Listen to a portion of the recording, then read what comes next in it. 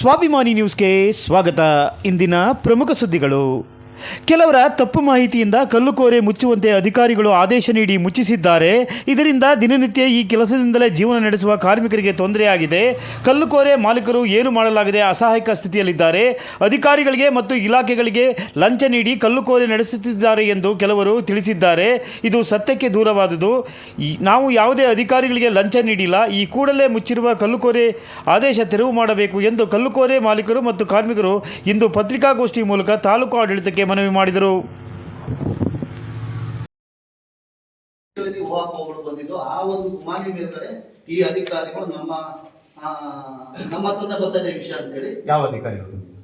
ಯಾವ ಈಗ ಸಂಬಂಧಪಟ್ಟ ಈಗ ಪೊಲೀಸ್ ಅಧಿಕಾರಿಗಳಾಗಿರ್ಬೋದು, ಕಂದಾಯ ಇಲಾಖೆ ಅವೆಲ್ಲ ಬಂದ್ಬಿಟ್ಟು ಸದ್ಯದ ಮಟ್ಟಿಗೆ ಮಾಡಲ್ಲ, ನೀವೆಲ್ಲ ಲಂಚ ಕೊಟ್ಟು ಏನೋ ಮಾಡ್ತಾ ಇದೆ ಅಂತ ಸುದ್ದಿ ಇದೆ. ಹಂಗಿರೋದ್ರಿಂದ ಸದ್ಯದ ಮಟ್ಟಿಗೆ ನೀವು ಅದನ್ನು ನಿಲ್ಲಿಸ್ಬಿಡಿ. ಯಾಕಂದ್ರೆ ನೀವು ಯಾರಿಗೆ ಲಂಚ ಕೊಡ್ತಿದ್ದೀರಾ ಫಸ್ಟ್ ನೀವು ಸಾಬೀತು ಪಡಿಸಿ ಕೆಲಸ ಸ್ಟಾರ್ಟ್ ಮಾಡ್ಕೊಳ್ಳಿ ಅಂತ ಈ ರೀತಿ ಬರ್ತಿರೋದ್ರಿಂದ ನಮಗೆ ನೀವು ಲೈಸೆನ್ಸ್ ಇದೆಯಾ ಸರ್? ಕೆಲವೊಂದು ಲೈಸೆನ್ಸ್ ಇದೆ. ಇವತ್ತು ಲೈಸೆನ್ಸ್ ಇಲ್ಲಿ ಲೈಸೆನ್ಸ್ಗಿಂತ ಮುಖ್ಯವಾಗಿ ಎಲ್ಲರೂ ತಮ್ಮ ಜೀವನಗಳನ್ನು ಕಳ್ಕೊಳ್ತಾ ಇದ್ದಾರೆ. ಇದು ಒಂದೇ ಇದರಲ್ಲಿ ಯಾರು ಸಹ ಮನೆ ಕಟ್ಕೊಂಡು ಅಥವಾ ಬಿಲ್ಡಿಂಗ್ ಮೇಲೆ ಬಿಲ್ಡಿಂಗ್ ಕಟ್ಕೊಂಡು ಲಕ್ಷಾಂತರ ರೂಪಾಯಿ ಕೋಟ್ಯಾಂತರ ಮಾಡ್ಕೊಂಡ್ರು ಇಲ್ಲೆಲ್ಲ ಬಂದಿರೋರು ನೋಡಿದ್ರೆ ನಿಮ್ಗೆ ಅನಿಸ್ತದೆ ಇವರೆಲ್ಲ ಏನ್ ಇರ್ಬೋದು. ಇಲ್ಲಿ ಎಲ್ಲರೂ ಇರೋರು ಸಹ ಒಂದು ಹಮಾಲರಿಂದ ಹಿಡಿದು, ಡ್ರೈವರಿಂದ ಹಿಡಿದು, ಕೋರೆ ಮಾಡೋರಿಂದ ಹಿಡಿದು, ಚಾಲಕರಿಂದ ಹಿಡಿದು, ಆಮೇಲೆ ಏನು JCB ಡ್ರೈವರಿಂದ ಹಿಡಿದು, JCB ಮಾಲೀಕರಿಂದ ಹಿಡಿದು ಎಲ್ಲರೂ ಸಹ ಇದ್ದಾರೆ. ಎಲ್ಲರೂ ತಮ್ಮ ಜೀವನೋಪಯೋಗಕ್ಕಾಗಿ ಮಾಡ್ಕೊಳ್ತಾ ಇದ್ದಾರೆ. ಹೋದ ವರ್ಷ ನಾನೇ JCB ಮಾಡೋದು ಲಾಸ್ ಆಗ್ತಿದೆ ಅಂತ ಹೇಳಿ JCB ನಾನು ಕೊಟ್ಟಂತ ಅಂದ್ರೆ ನಾನು ಅದನ್ನ ಇಟ್ಕೊಳ್ಬೋದಾಗಿತ್ತು. ಆದ್ರೆ ಯಾವುದೇ ರೀತಿ ಇದರಲ್ಲಿ ಲಾಭ ಇಲ್ಲ. ಒಟ್ಟು ಜೀವನ ಕಟ್ಕೊಳ್ಬೇಕಷ್ಟೇ. ಇಲ್ಲಿ ಎಲ್ಲರೂ ಒಂದು ಇಂಟೆನ್ಷನ್ ಅದೇನೆ, ಒಂದು ಜೀವನ ಮಾಡ್ಬೇಕಪ್ಪ, ಹೆಂಡತಿ ಮಕ್ಕಳನ್ನ ಸಾಕ್ಬೇಕು, ಮಕ್ಕಳನ್ನ ಓದಿಸ್ಬೇಕು ಅನ್ನೋ ಒಂದು ದೃಷ್ಟಿಯಲ್ಲೇ ಎಲ್ಲರೂ ಕೆಲಸ ಮಾಡ್ತಾ ಇರೋದು ಬಿಟ್ರೆ ಯಾವುದೇ ರೀತಿ ಇದರಲ್ಲಿ ಲಾಭ ಇಲ್ಲ, ಯಾವುದೇ ರೀತಿ ಪಕ್ಷಾಂತರ ಇಲ್ಲ. ಯಾರಿಗೂ ಸಹ ನಾವು ₹1 ಕೊಟ್ಟು ಕೆಲಸ ಮಾಡ್ತಾ ಇದ್ದೀವಿ. ಇದು ಕ್ಲಿಯರ್. ನೀವು ಪತ್ರಿಕೆಗಳ ಮತ್ತೆ ನಮ್ಗೆ ಬೇಳೂರು ಸಹ ಯಾರು ನಮ್ಗೆ ತೊಂದರೆ ಕೊಡ್ತಾರೆ? ಯಾಕಂದ್ರೆ ಎಲ್ಲೋ ಒಂದ್ ಕಡೆ ಮಿಸ್ಗೈಡೆನ್ಸ್ ಆಗಿದೆ. ಏನೋ ಹೇಳಿದ್ದಾರೆ, ಅದನ್ನ ಏನೋ ಬೇರೆ ರೀತಿಯಾಗಿ ಪ್ರತಿಬಿಂಬಿಸಿದ್ದಾರೆ. ಒಟ್ಟಿನಲ್ಲಿ ಯಾವುದೋ ಒಂದು ರಾಜಕೀಯವಾಗೋ ಯಾವುದೋ ಒಂದು ವಿಷಯದಲ್ಲಿ ಅದನ್ನ ಏನೋ ಒಂದು ಅವರವರ ಸ್ವಂತ ಲಾಭಕಾರಿ ಏನೋ ಮಾಡಕ್ ಹೋಗಿ ಈಗ ನಮ್ದು ಬಡವ ಮೇಲೆ ನಮ್ಗೆ ಏನಾಗಿದೆ ಅಂದ್ರೆ ಅವ್ರ ಪತ್ರಿಕಾಗೋಷ್ಠಿಯಲ್ಲಿ ಅವತ್ತು ಏನಂದ್ರು ಅಂದ್ರೆ, ಮಾನ್ಯ ಶಾಸಕರು ತಮ್ಮ ಕಡೆಯವ್ರನ್ನ ಬಿಟ್ಟು ಹಾಲಪ್ಪನ ಫೇವರೇಟ್ ಏನಿದ್ದಾರೆ ಅವ್ರದ್ದೆಲ್ಲ ಲಾರಿಗಳನ್ನ ಕೋರೆಗಳನ್ನ ಬಂದ್ ಮಾಡಿಸ್ತಾ ಇದ್ದಾರೆ ಅಂದ್ರು. ನಾನು ಸರ್ ಇದರಲ್ಲಿ 2 ಸರಿ ಈಗಾಗಲೇ ಹೇಳಿದ್ದೇನೆ, ಯಾವುದೇ ರೀತಿ ಪಕ್ಷಾಂತರ ಇಲ್ಲ. ಪಕ್ಷಾಂತರ ನೀವಿಲ್ಲ ಅಂತ ಇದ್ದೀರಿ. ಅವತ್ತಿನ ಪತ್ರಿಕಾಗೋಷ್ಠಿಯಲ್ಲಿ ಆ ಹೇಳಿಕೆ ಬಂದ ನಂತರ ಈ ಬೆಳವಣಿಗೆ ಆಗಿದೆ. ಆ ಹೇಳಿಕೆನ ಈ ರೀತಿಯಾಗಿ ನಾನು ಹೇಳಿಕೆ ಕೊಟ್ಟಿಲ್ಲ ಅಂತೇಳಿ ಮತ್ತೆ ಅವ್ರು ಹೇಳಿಕೆ ಕೊಟ್ಟು ಅದನ್ನು ಅವರಲ್ಲಿ ಕ್ಲಿಯರೆನ್ಸ್ ಮಾಡಿರಲ್ಲ. ರತ್ನಾಕರ್ ಬಹಳ ಬರ್ತಾರಲ್ಲ ನಮ್ಮ ಸ್ನೇಹಿತರು ಸಹ, ಅವರು ಸಹ ಇದಕ್ಕೆ ಸಪೋರ್ಟ್ ಮಾಡುತ್ತ ವ್ಯಕ್ತಿನೇ. ಅವರು ಯಾವುದೇ ರೀತಿ ಈ ಕೋರೆ ಮೇಲಾಗಲಿ ಲಾರಿಯ ಮೇಲಾಗಲಿ ಯಾವುದೇ ರೀತಿ ದಬ್ಬಾಳಿಕೆ ಮಾಡಿದಂತಾರಲ್ಲ, ಯಾವ ರೀತಿಯಲ್ಲೂ ಸಹ ಒಂದು ಅಪನಂಬಿಕೆಗೆ ಇದು ಮಾಡಿದಂತ ವ್ಯಕ್ತಿಗಳಲ್ಲ. ಎಲ್ಲರೂ ಸಪೋರ್ಟ್ ಮಾಡ್ಕೊಂಡು ಬಂದಿರ್ತಾರೆ. ಈ ಹಿಂದೆ ಅಲ್ಲ ಮಾಮೂಲು ನಡ್ಕೊಂಡು ಅದೇ ಟೈಪ್ ಮಾಮೂಲಿ ಕೊಡ್ತಾ ಇದ್ರ ಏನು ಈ ಜಂಬಿಟ್ಗೆ ಕೆಲಸ ಮಾಡ್ತಾ ಇದ್ದೀವಿ, ಇದು ಅವರ ಹೊಟ್ಟೆ ಪಾಡಿಗೋಸ್ಕರ ಅಂತ ಬಿಟ್ರೆ ಬೇರೆ ಯಾರು ಇಲ್ಲಿ ಯಾರು ಲಕ್ಷಾಂತರ ರೂಪಾಯಿ ಕೋಟ್ಯಾಂತರ ರೂಪಾಯಿ ಮಾಡಿದ್ರೆ ಯಾರು ಇಲ್ಲ.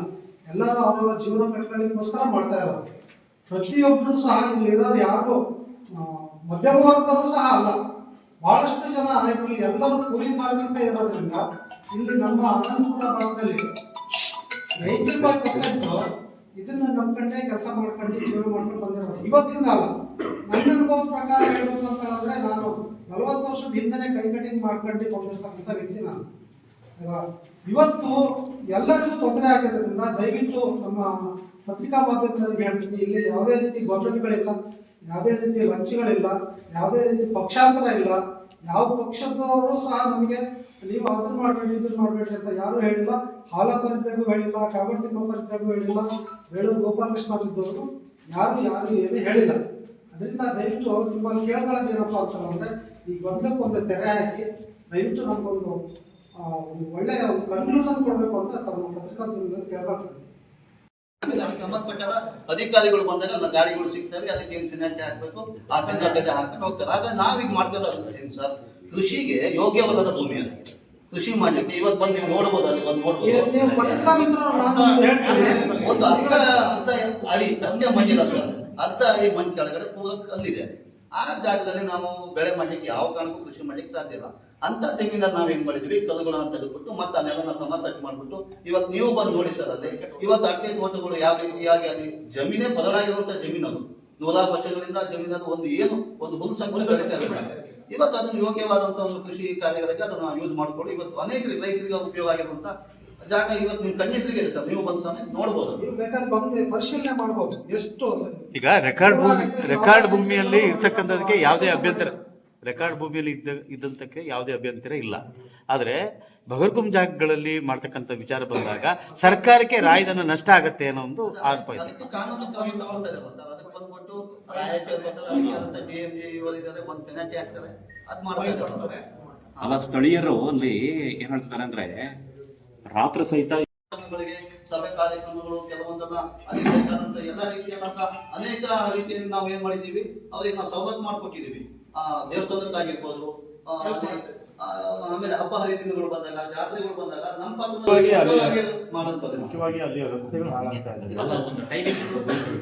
ಸರ್, ಟೈಮಿಂಗ್ಸ್ ಬೆಳಗ್ಗೆ 1